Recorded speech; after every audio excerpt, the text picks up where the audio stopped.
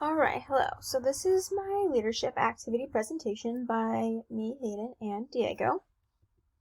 So our challenge that we would have presented with the class is called a paper chain challenge. The materials that you would need were one piece of construction paper, scissors, and glue for each table. Here are some of the rules. So your challenge is to work with your group to build the longest paper chain only using one piece of construction paper. And you may cut this paper however you need to have the longest chain in whatever way that your group thinks will be the longest way. When time is called, chains will be placed beside each group and we will determine which chain is the longest. Extra paper or replacement pieces will not be provided, so plan carefully before you begin cutting. So don't start cutting something and waste your paper and then it not work out how you want it to. So that is why we have implemented a 5-minute brainstorming and planning session and then 10 minutes to complete the actual challenge. So in that 5-minute brainstorming time, you can collaborate with your group and get everybody's ideas and delegate how you think you want to go about this, with considering you only have 10 minutes to make the chain. So because we couldn't do this in class, I have found a YouTube example of just kind of a method that a teacher was going to do with her elementary class. And then, of course, we have discussion questions. So here's the YouTube video. Guys, it's Mrs. Wyatt. I'm here with your first optional STEM challenge. Now, this STEM challenge is called the Paper Chain Challenge.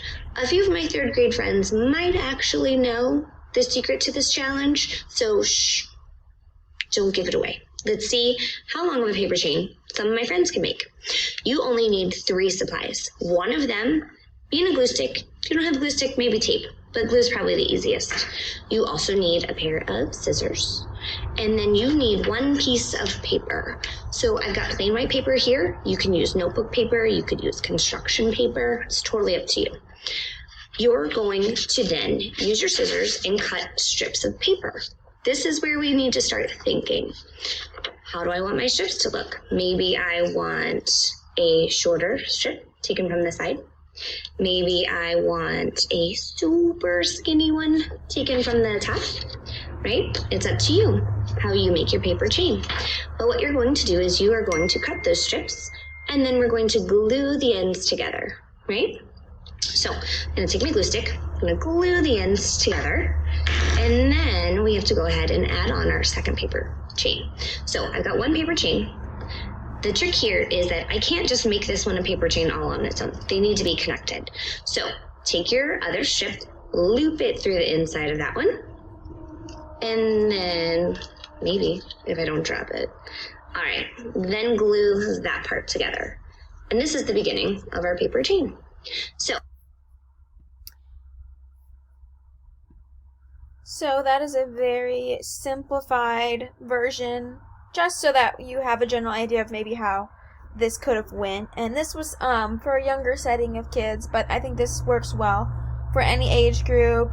It challenges the brain, gets people to work together, it highlights on people's strengths and weaknesses, it helps delegate tasks, and it also can help open eyes of, what kind of leadership is applied, such as collaboration, communication, creativity.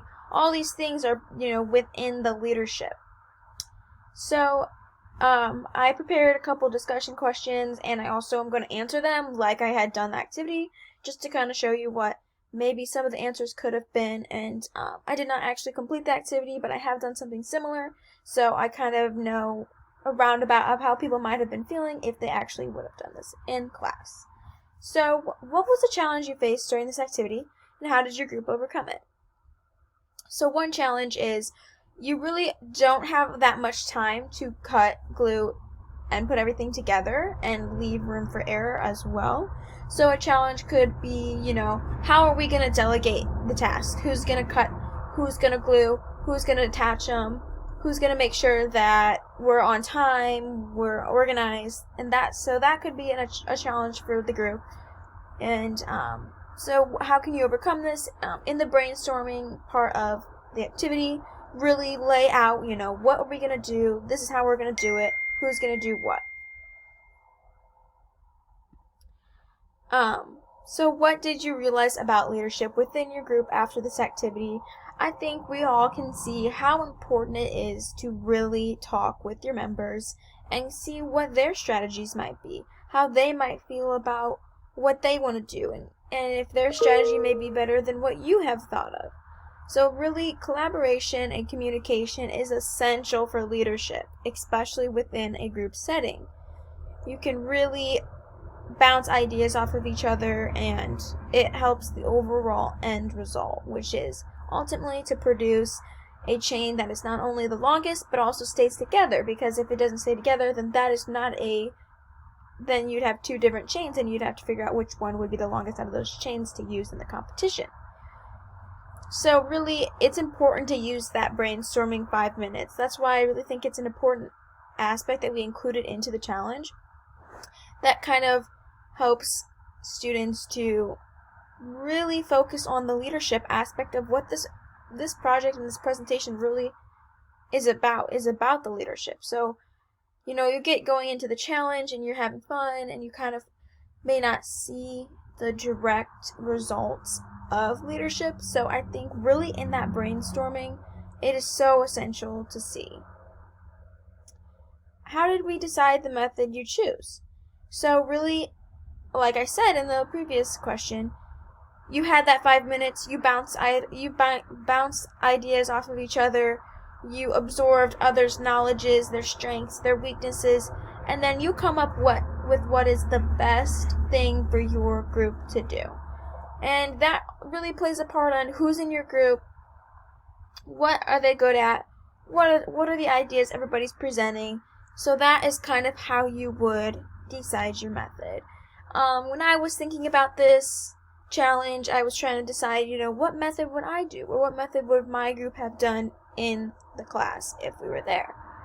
And I think that a great method for this challenge is to decide who is going to cut the paper, who's going to put the glue on the ends, who's going to attach the chains, and who is going to watch the timer. So that is 4 different roles, and that's approximately about how many people are in each group, 4 to 5. Because there are only 1 glue stick, 1 pair of scissors, and 1 piece of paper, there isn't where you can have 2 people cutting, 2 people gluing. So you really have to think about how you want the order and the process to go so that you can finish it and have the best result in the 10 minutes.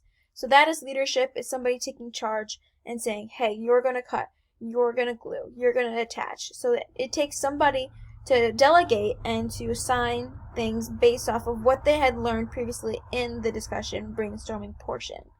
So a leader would have shown that they had absorbed what everybody was saying and truly understood and listened carefully with their heart and their ears to understand, what is the group attitude? What is my group good at? What method would really be good for us?